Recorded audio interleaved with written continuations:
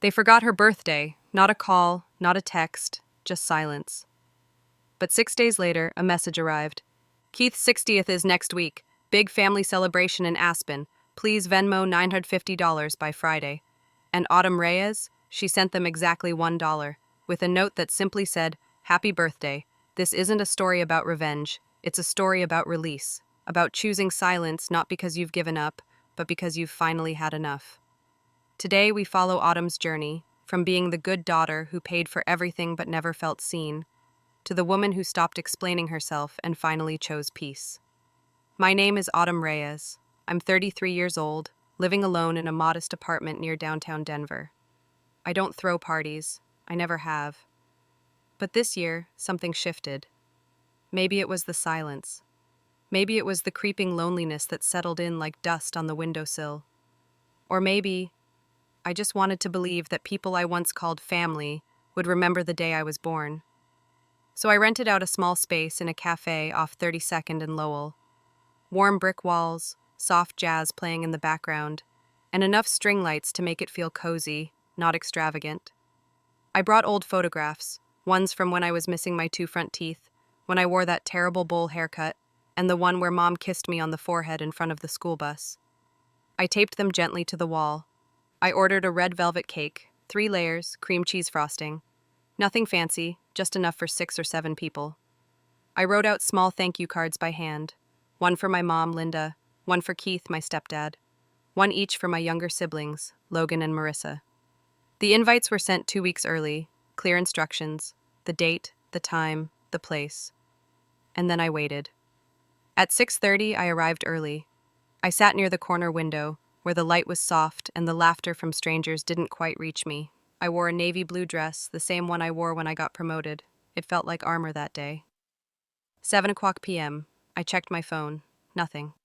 7:45. Still nothing. At 8:10, the bartender, kind, maybe my age, offered me a glass of plum wine on the house. Maybe they're stuck in traffic, he said. I smiled. Or at least I tried to. But when the clock struck 9, and the only people in that cafe were strangers, couples on their second dates, and a man scribbling in a leather-bound journal, I knew no one was coming. I sliced the cake anyway, just one piece, took a photo and posted it with the caption, "Grateful for another year." Fake. All of it. The cake didn't even taste good. I sat there chewing sugar in silence, wondering why I still believed they'd show up. Not because I'm special, not because they'd changed, but because some foolish piece of me still thought I mattered. At 10:02 p.m., I gathered the untouched cake, the still-sealed thank you cards, and walked out. Denver night air bit into my skin, but I didn't shiver. I walked home, heels clicking on concrete, echoing louder than any birthday song I didn't hear. That night, in bed, I stared at the ceiling. The fan spun slowly above, humming a song of quiet betrayal, and for the first time I asked myself, what exactly am I still holding on to? The next morning, while answering emails at work, my phone buzzed. A family group message from Mom. Hey everyone! Keith's turning 60 next week. We're booking a suite at Aspen Ridge. It'll be $950 per person. Please Venmo me by Friday. Love you all. I read it 3 times. No happy birthday, Autumn. No, sorry we missed last night. Just a price tag. Marissa replied instantly. Just sent it, Mom. Can't wait. Then Logan. All paid. Let's go. And me? I opened Venmo, typed in exactly $1, caption, Happy birthday. Then I blocked them all. No explanation, no anger, just clarity. And that was the beginning. I didn't cry after I sent that dollar. I didn't slam doors or throw things like they do in movies. What I did instead was walk down to the hardware store 2 blocks away and buy a brand new deadbolt. As I handed the cashier my card, I remember thinking, this is the last thing they'll ever get access to. That night, I changed every lock in my apartment, not because I thought they'd show up, not yet, but because I knew my mother. Silence to her was never peace. It was a challenge, and she never lost a challenge. By morning, I had frozen every joint account we'd once shared. Logan's college fund I helped set up, the backup card Mom used just in case, and the savings I had foolishly linked to help them cover a few emergencies. Each click felt like untying a knot from around my throat. By noon, the storm arrived. calls from unknown numbers. I let them ring. Then came the texts. What the hell is wrong with you? Why did you change the locks? Why did you block me? Are you having a breakdown? Call me, now. And finally, Mom's masterpiece. You need to stop this right now before you ruin everything. I turned off the phone, not out of spite, but because I needed space. Real, uninterrupted air. 2 days passed. Then, on Thursday evening, around 8:30 p.m., just as I was microwaving leftover lentil soup, my doorbell rang. Not once, not politely. It was relentless, panicked pounding. I froze. I wasn't expecting anyone, and no one who should be at my door would knock like that. I stepped carefully to the security cam screen. 2 uniformed officers stood outside, one tall, serious, the other younger, holding a notepad. I opened the door a crack. Evening, ma'am. Are you Autumn Reyes? I nodded, cautious. We received a wellness concern from your family. They said you've gone off-grid, aren't responding to messages, and may be at risk of self-harm. I blinked. I almost laughed. They called the cops on me? I'm fine, I said flatly. I've just cut contact. The younger officer asked gently, Do you have any way to verify that you're okay? Work records? Communication? I handed him my phone, opened my remote work dashboard. 10 active Slack threads, Zoom calls, calendar invites. I've been working full-time. I'm not a danger to myself. The older one jotted notes. Your family seems concerned. I met his eyes. They weren't concerned when they forgot my birthday. They weren't concerned when they asked me to fund a $950 party after ignoring me. They only became concerned when I shut the door. The younger officer cleared his throat. Well, we don't interfere in family matters, but if this continues, you might want to consider a protective order. I will, I said. If they push further, I absolutely will. They nodded, gave a polite farewell, and left. I stood there for a while, door shut, back against it. Not afraid, just hollow. I never imagined a version of my life where I'd have to explain to strangers in uniform that I wasn't mentally unwell, just finally done playing the role they assigned me. That night, I sat on my couch, wrapped in a blanket, sipping the now cold soup. The only sound was the city outside, cars passing, dogs barking in the distance. Inside, silence. Not the heavy kind, but a new kind. The kind that follows truth. The kind that tastes like freedom. For the first time in years, I wasn't running toward approval or away from guilt. I was just sitting, breathing, and choosing me. It was a Saturday.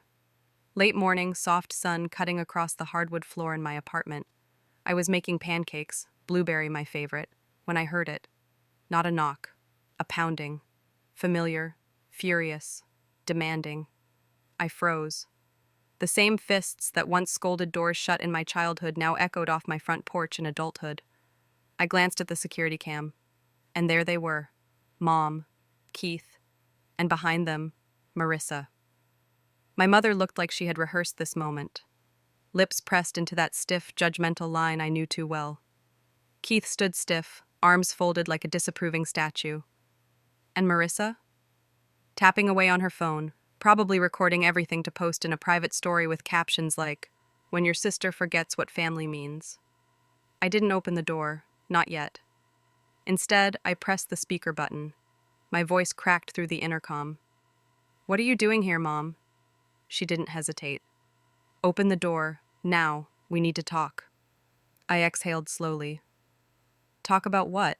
I asked calmly. About how you tried to access my account without permission? Or how I was forgotten on my birthday, but remembered when it came time to split a bill? Keith stepped forward, his voice heavy with disappointment. You're acting like a child. We came here out of concern, and this is how you treat us? Concern, that word again, their favorite costume for control. Marissa banged her palm against the door. Who do you think you are? Blocking everyone like some diva. Now you're playing the victim? Something inside me snapped, not in anger, but in clarity. I unlocked the door and opened it, just wide enough for my voice, not my home. I stood there, tall, calm, not the daughter begging to be seen. What do you want? I asked, voice cool as Denver air in March. Mom's eyes burned. We're family, and you're treating me like a stranger. I looked at her, steady. Maybe you never really knew me. She flinched, but recovered quickly. Do you know what hurts me the most? She said, her voice catching. Not that you blocked us, but that you're willing to throw away everything over one missed birthday. I shook my head. Not one missed birthday, Mom. 10 years of silent endurance. 10 years of being the emergency contact, the emotional crutch, the bank account. Keith stepped forward, his tone rising. We raised you. We gave you everything. Food, shelter, education, and this is how you repay us? I almost laughed. You gave me the bare minimum. I started working at 16, paid my own way through college, took out loans, repaid them, bought my first car with part-time wages. What did you really give me that didn't come with strings? Mom's mask slipped for a second. And what about the Christmases I stayed up wrapping gifts? The time I took a loan to buy groceries? That means nothing to you now? My voice was sharper now, but steady. It means you made sacrifices, just like I did, but only one of us kept a ledger, and the other kept collecting. Marissa rolled her eyes, arms crossed. You always think you're the martyr. You have money and act like no one else struggled. I turned to her. You're right, we all struggled. But I'm the only one who struggled and got used, then blamed for setting boundaries. Keith took a step forward again. We just want things to go back to normal. This isn't who we are. I shook my head, hand still holding the edge of the door. This is who we are, a family that takes, that remembers me when they need help, not when they need to care. Mom's voice now trembled, not with sorrow but with fury. Fine, you want out? You're out, but don't come back when the world turns on you. I replied slowly, clearly. If I have to choose between being alone or being used, I choose alone. Keith's face flushed. Marissa glared. Mom opened her mouth, but he pulled her away. No one apologized. No one softened. I shut the door, click, lock. And this time, it didn't hurt. It didn't even echo. It was just done. Outside, I heard footsteps retreating. A car door slammed, an engine turned over, then nothing, just me, the quiet, and the faint scent of blueberries. That moment didn't feel like an ending. It felt like the beginning of the life I should have had all along. 2 days after the showdown at my front door, I got an email from my bank. Subject line, Suspicious Refinance Inquiry, Joint Mortgage Account. My chest tightened before I even opened it. There it was, a refinance request, filed under the address on Crestline Hill. The same house I had helped my mother and Keith keep, 6 years ago when she called me sobbing past midnight. We're about to lose the house, Autumn. They won't approve us unless we have a co-signer. I was 27. I had just started earning 6 figures and thought that helping them would be what a daughter does. So I signed. Didn't move in, didn't get a key, didn't even ask for anything in return. I just thought, they need me, I can help, it'll mean something. And now?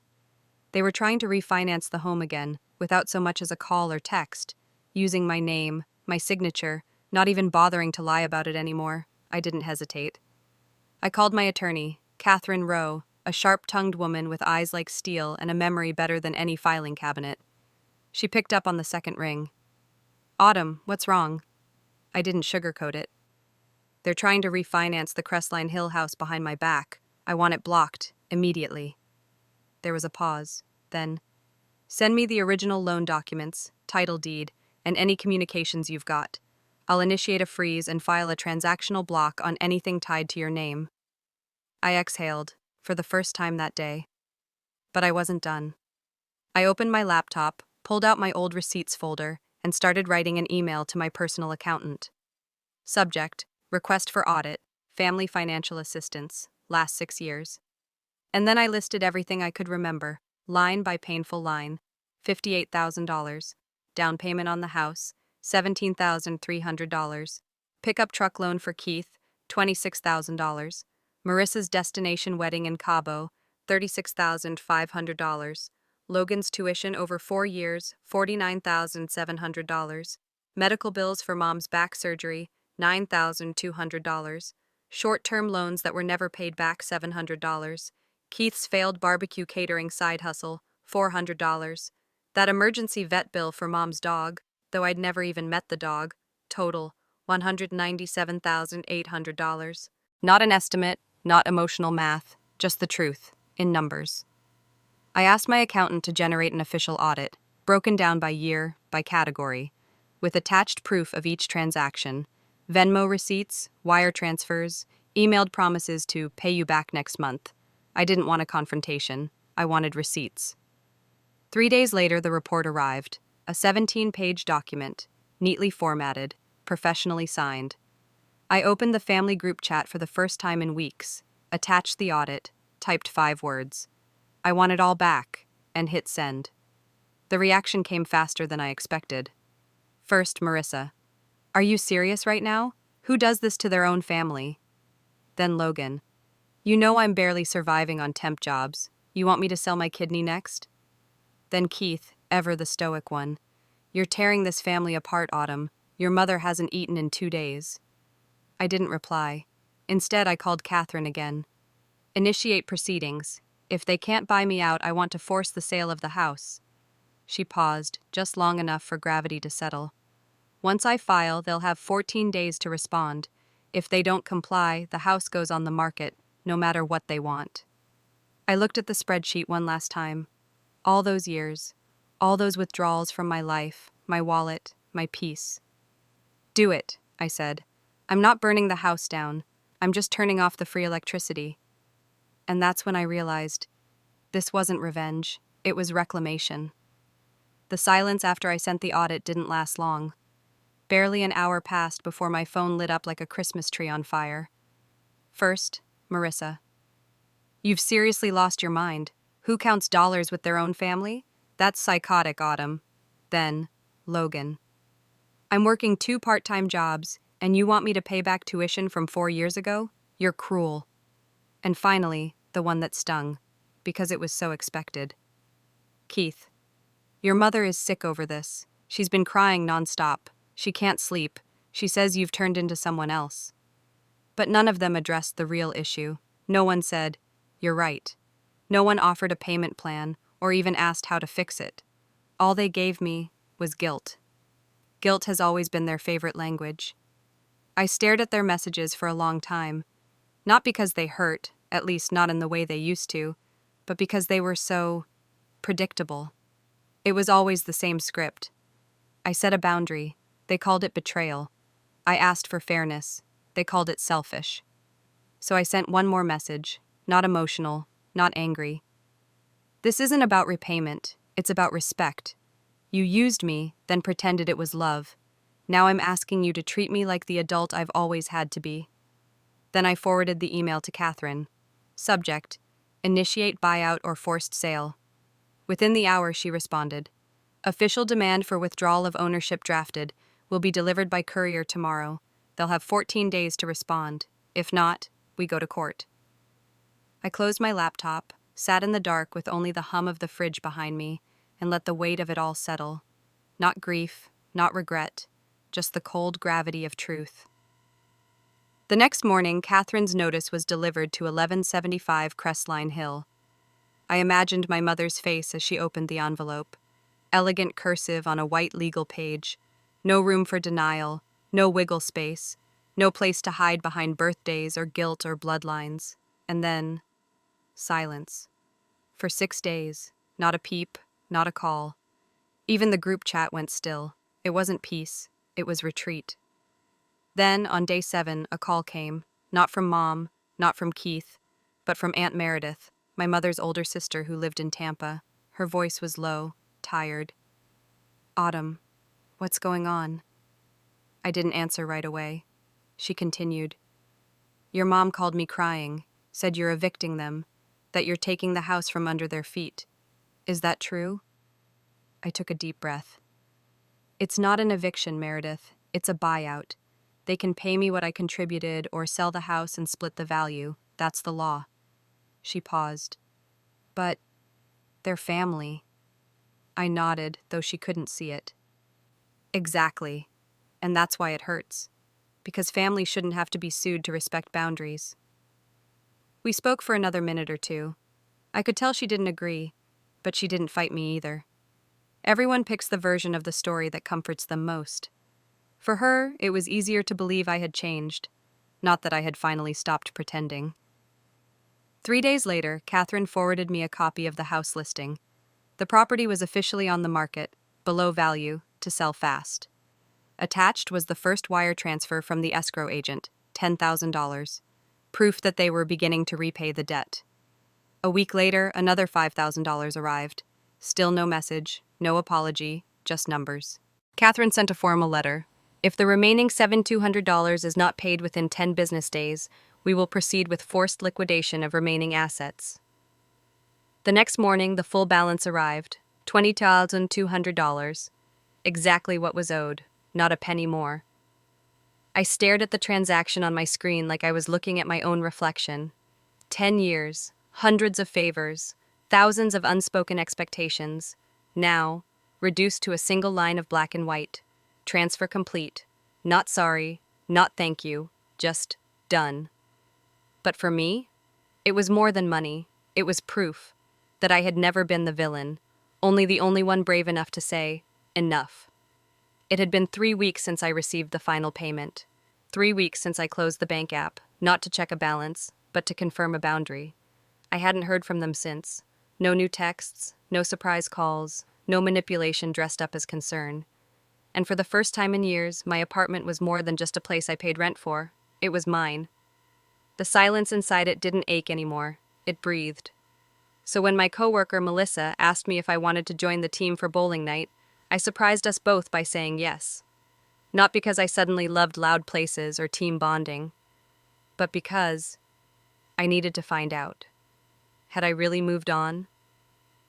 We met at a bowling alley in Englewood, neon lights buzzing, pop music echoing off shiny floors, people laughing over mozzarella sticks and pitcher beers. I picked a lane near the end, threw a decent game, laughed even. And then I saw him. 2 lanes over, dark green shirt, gray at the temples now, wearing shoes that didn't quite fit and holding a bowling ball like it weighed more than it should have. Keith, my stepfather. He missed the first throw, badly. The ball slipped into the gutter before it was halfway down the lane. He bent down to pick up another, and that's when his eyes caught mine. He froze, and so did I. For a second, we were just 2 people in an overlit room, standing in the reflection of a life neither of us recognized anymore. I turned away, heart pounding. Instinct said leave, but I didn't. I stayed. He walked slowly toward me, the faint squeak of his shoes scratching across the floor. Autumn, he said, voice lower than I remembered. Didn't expect to see you here. I said nothing, just gestured to the empty lane next to mine. You want to throw one? He nodded, almost sheepishly. The man who once slammed fists on dinner tables now looked tired. He rolled another ball, another gutter. He chuckled under his breath. Well, that tracks. I've lost my touch in more ways than one. I didn't smile, but I didn't walk away.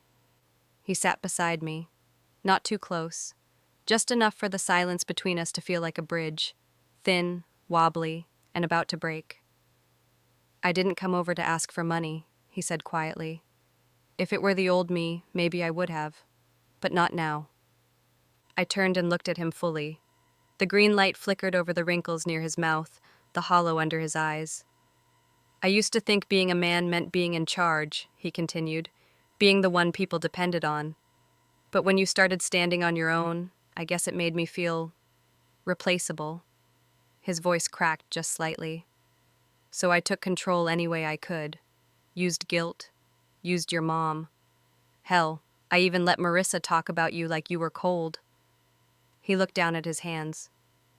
Truth is, I was jealous. You built a life, and instead of being proud, I made you pay for it. I exhaled, deep, slow, measured. You didn't just take my money, Keith. You took my trust. You took something I was never given much of growing up, and made me believe it was love. He nodded. No defense, no justification, just truth. I know, and I know I don't deserve this conversation, but I wanted to say it anyway. Then he looked at me, really looked. I should have told you this 20 years ago. I'm proud of you, Autumn. I just didn't know how to say it without feeling small. I sat with that for a long beat. The apology I never expected. The words I once begged for, whispered at night into pillows, screamed silently behind closed doors. And now, they didn't fill me, but they didn't break me either. I stood. I'm not coming back. I don't want a clean slate. I don't want to rebuild. I just want space to exist without owing anyone anything for being okay. He nodded slowly, then reached out his hand. It trembled, like he wasn't sure what it would be met with. I stared at it for a moment, then reached mine out too. Not warm, not cold, just equal, for the first time in our lives. When I let go, I didn't look back. Enjoy your game. That was all I said. He didn't ask me to stay, and I didn't ask him to explain anything else. Outside, the air was crisp, the kind of cold that clears your thoughts, not your conscience. I sat in my car, hands on the wheel. No missed calls, no frantic texts, no, "Are you okay?" sent just to open a door to more requests, just silence. But this silence wasn't loneliness anymore. It was mine. The next morning, I woke up without an alarm. No calendar reminders blinking at me. No missed calls. No group chats buzzing like a hive I didn't belong to. Just sunlight, pouring through my bedroom window like a quiet blessing. I brewed coffee slowly, not the rushed, half-awake kind. The kind that fills the room with warmth before it touches your lips. Outside, Denver was waking up. Joggers and windbreakers, a couple walking their dog. And me, watching from behind the glass, not feeling like an outsider, but an observer. Free. I opened the window, let the air in. It smelled like magnolia and maple leaves, like spring was finally serious about arriving. For the first time in years, I didn't feel pulled. Not toward guilt, not toward duty, not toward proving anything to anyone. It was strange, this stillness. I used to mistake it for emptiness. But now it felt like breath. Later that afternoon, I logged into my travel site, booked a one-way ticket to Portland. No plans, no itinerary, just a change of sky, of air, of rhythm. Not because I needed to run, but because I finally had room to go somewhere for me. I packed light, a few clothes, my laptop, a camera I hadn't touched in years, no family photos, no heirlooms, nothing heavy. Before leaving, I walked through every room in my apartment one last time, not to say goodbye, but to thank it for holding me through the unraveling. I stood by the window again, the same one where I'd once watched snowfall on nights when I cried in silence, the same one I sat by after the birthday that no one came to, the same one where I blocked them all and finally felt whole. And just like that, I left. I didn't post about it, didn't write a goodbye letter, didn't leave a forwarding address, because for the first time ever, I didn't owe anyone an explanation. At the Portland airport, I stepped into the drizzle and smiled. It soaked through my jacket, but I didn't rush for cover. Freedom isn't always loud, sometimes it's just this. A woman standing in the rain, smiling without needing to be seen. Weeks passed, then months. No messages, no "we miss you," no "come back." And still, I didn't feel abandoned. Because being alone by choice is not the same as being unwanted. One Friday evening, I wandered into a secondhand bookstore tucked between a flower shop and a bakery. A wooden sign hung above the poetry section. It read, "Freedom isn't walking away from someone, it's finally returning to yourself." I stared at it for a long time, then smiled. Not because anyone was watching, but because I saw me, for the first time in a long, long while.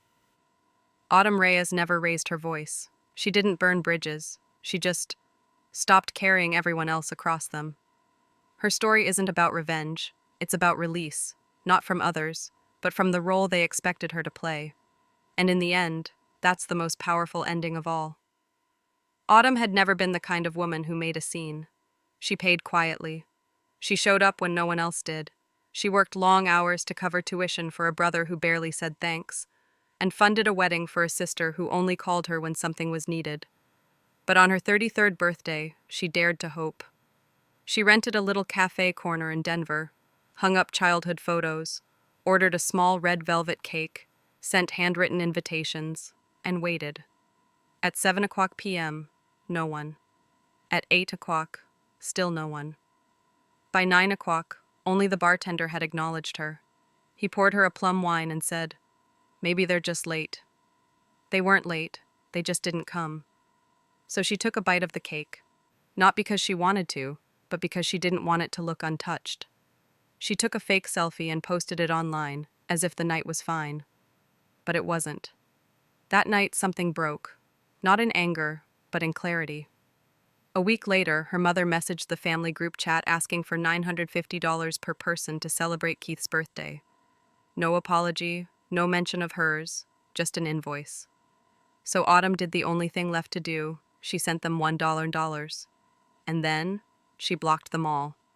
That moment didn't come with fireworks. No one begged her to stay. No one even noticed, until they realized the joint accounts had been frozen, the backup cards canceled, and the locks on her apartment changed.